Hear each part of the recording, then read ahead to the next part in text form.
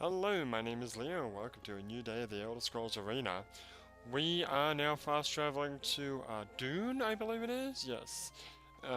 We made it to Sea Place, and nothing really happened with the whole Justice Day thing.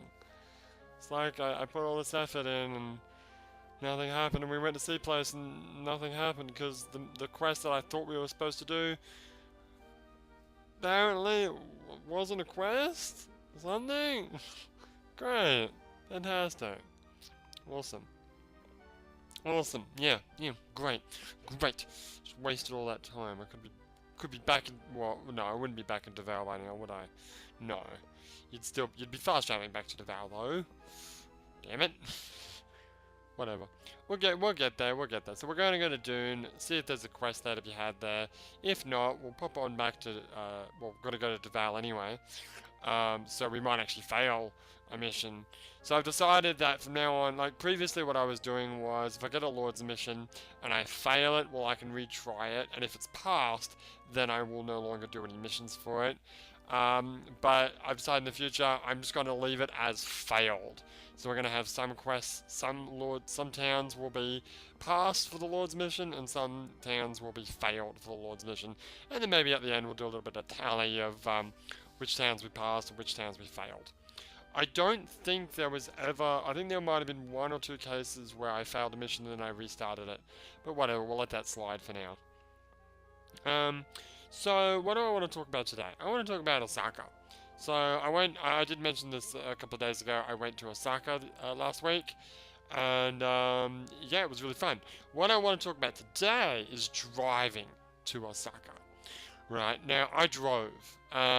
It is about a 3-hour drive on there's like one big highway, pretty much, that goes, well, I don't know where it starts. I guess it starts in Tokyo, and goes to Osaka, and then it goes further east, I guess.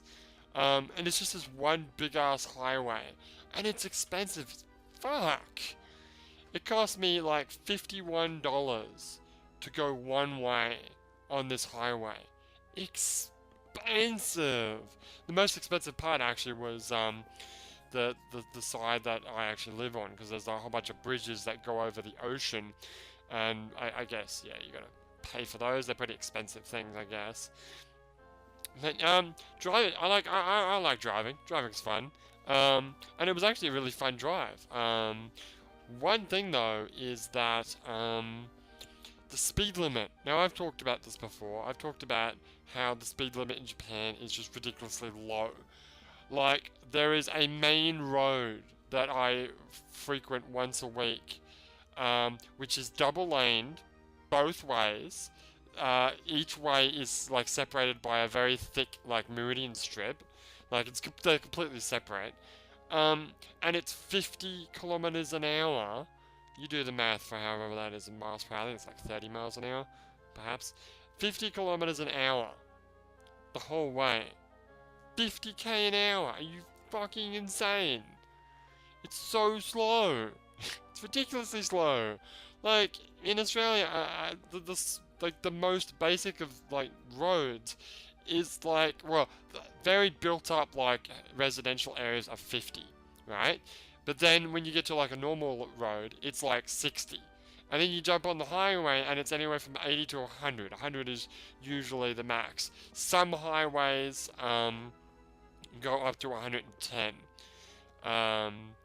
But 50, that's insane. There's like one road that I found in this area that's like 60, but apart from that it was all 50. So I couldn't wait to jump on this highway, because I've never been on the highway before, because you got to pay friggin' expensive tolls for it. So I figured, well, it's a highway. It's literally a highway. In Australia, our highways, they're not really highways, I guess you could call them freeways. They're on the level. They're not actually raised above the ground. This is a road that is raised above the ground, right? There are only on this highway, there is only the highway and then exit ramps and off and on ramps. Unlike that road that I was talking about before that was 50, that did have like shops and stuff attached to the road itself. So I guess I could sort of see how it was 50, but still, bullshit. No red light, no, no traffic lights, no nothing. It's just a straight highway, this road, right? So surely I'll be able to go at least 80, right? Or 100 maybe, I don't know. So I jump on this road, yeah? Now the first thing I do when I jump on this road is, the speed limit, there's 2 speed limits. And I'm like, what? There's 2? And they're actually digital traffic signs. So I guess they can change. And there's 2. The bottom one is 80, and the top one is 100. So I'm like, which one's mine? And I nudge the waifu. Hey, waifu, oi. What does this mean? She doesn't have a fucking clue. She doesn't know anything. Oh god, she doesn't. So, I'm trying to read, like, there's like a small message underneath each of the signs, and I'm trying to read the kanji, and most of the kanji is identical, except for 1 or 2 characters. And I'm like, oi, waifu, what does that say? And she's like, I can't read it. I'm like, are you blind? Well, she does wear glasses, but you know, seriously, it's not that hard to see. Can you just look? I'll take a picture of it with my phone while I'm driving, and then you can look at it. No. Okay. So, I wanted to go 100. I did end up going 100 for a little bit. But she's like, no, don't go 100, go 80. I think 100 is only for trucks. And I'm like, that doesn't make sense. I'm a small car. I mean, like, I'm a normal sized car. Surely the normal sized car can go 100 and the big truck can only go 80. And I was so certain of this. But for most of it I did go 80, which infuriated me because it was this giant open road with no cars on it.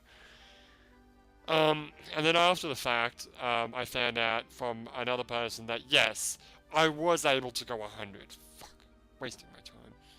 I mean, anyway, that was fun. This big ass road that just went on forever. And then we got, like, into, like, the larger cities like Kobe and Osaka and that. And the speed limit went from 80/100. Actually, before I get to that, there was one point, right, where there were 3 speed limits. There was the 100 at the top, 80 in the middle, and then 50 with an underline underneath it. I don't know what the 50 was for, but, dude, that's confusing as hell. 3 different speed limits. And they're all digital signs so they can be changed. Anyway. So we're going to the main, like, where the main cities are. We're still on the highway there. We're still above the city, above the main road, above the normal roads. Like, there's nothing getting in my way. I should still be able to go 80 to 100. And then the speed limit drops down to 60. And then it drops down to 50.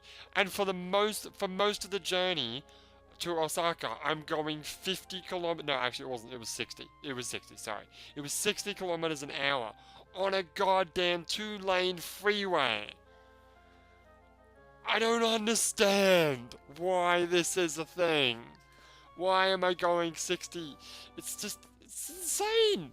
I paid $50 for this freaking road. I should be able to go as fast as I fucking want. That being said, I am a stickler for the speed limit, so I always go exactly the speed limit, right?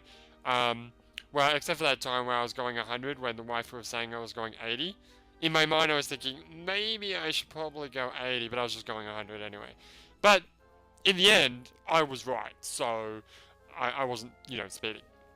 Yeah, that's, I'm clear. I clear my name. Yeah, sure, right. So, I was going exactly 60. Like I do in Japan, I go exactly 50, which is the speed limit. Nobody, not a person, actually goes 50 in Japan, or 60. Nobody goes the speed limit, right? So, I'm on this highway, yeah. It's a 2-lane highway, and the inbound and outbound, like, directions are completely separated by giant walls. So I am going, 60, and everyone is like honking the horn at me, tailgating me, running around me, and I'm like, fucking hell, dude, settle the hell down. It's not that. We'll get there. We'll all get there together. It'll be fine. Don't worry about it, dude. Anyway. And then when I got to Osaka, man, people drivers in Osaka, I think it's just people in general in Osaka, are just like freaking assholes. They're so rude. There's this taxi that was just fucking getting up in my grill, just honking his horn. I'm like, dude, I'm at a fucking red light. I can't move, you piece of shit. What a fucking asshole. Anyway, whatever. Now, there was one thing that I really wanted to do, and I didn't think about it until halfway through my trip, and like on the way to Osaka, and I thought, oh, that's okay, I'll do it on the way home.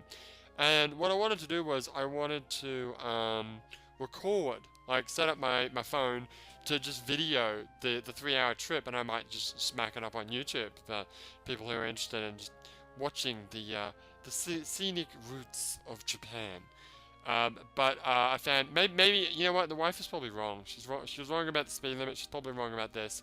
But she said it's illegal to record in your car, and maybe that's true. Maybe it is. I don't really believe that though. It's probably not true. But in any case, unfortunately, sorry guys, I wasn't able to record it. I really would have liked to. It would have been fun. It would have been awesome. Just to drive around, and you could just take a 3-hour trip. You don't have to watch all of it if you want to. You can skip parts of it, but there's some cool bridges that go over like the ocean. It's great. It's really fun. But anyway, so that was driving in Japan in a nutshell. Well, driving on that stupid highway in a nutshell. Expensive as fuck though. God. The toll system's interesting. When you get on the toll, when you get on the road, you get like this little punch card, and then when you get to your destination or when you get to a certain point, you go to a toll booth, and then you have to pay the toll based on where you got on the road and to the point that you are at now, which is an interesting system. There is an automatic sort of system called ETC, where you put money on it and it just sits in your car, and as you drive through the automatic gates, it goes beep beep. But I didn't have that, and it was like a certain amount of money to buy it, and it makes the toll cheaper. But honestly, this is probably the only time I'm going to go to Osaka by driving, so I just went, and it was a little bit more expensive. Like, it would have been like about $35, I think, one way, if I had that particular ETC machine. But the ETC machine itself was like $15 or something like that. I'm like, fuck it, I'll just pay the fucking toll. Who cares? So it ended up, like I said, it was $51 one way, so it's $51 the other way as well. So $100. It cost me $100 to go there and come back, not including petrol, which would have been about $35. I could have almost just flown. We were contemplating taking the bus, but I didn't want to take the bus because it would have been a bit tricky to get to where I needed to go in Osaka, because I wanted to, see the sights and do stuff. Having a car was just had so much more freedom, and I really enjoyed the drive. So, in the end, it's all good. Alright, well, when we come back, we'll still be fast traveling, and I might tell you some more about my trip to Osaka. But for now, my name is Leo, and I'll see you next time.